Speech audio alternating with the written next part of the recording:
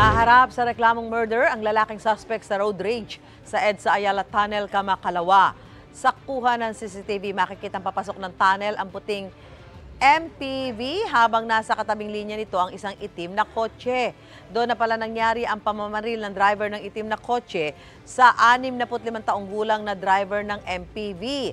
Batay sa testimonya ng sakay ng MPV, nagkagit-gitan umano ang dalawang sasakyan bago ang pamamaril. Natunton sa Pasig ang suspect na isa umanong negosyante. Nabawi sa kanya ang isang baril na tumugma sa naiwang basyo sa crime scene. Hindi pinagsalita ng pulisya ang suspect. Ayon sa mga otoridad, matibay ang mga ebidensya laban sa kanya. Panawagan ko lang po namin na mabigyan ng hustisya yung ginawa nila sa tatay ko. Malagutan mo yung ginawa mo. Matibay po itong ebidensya to.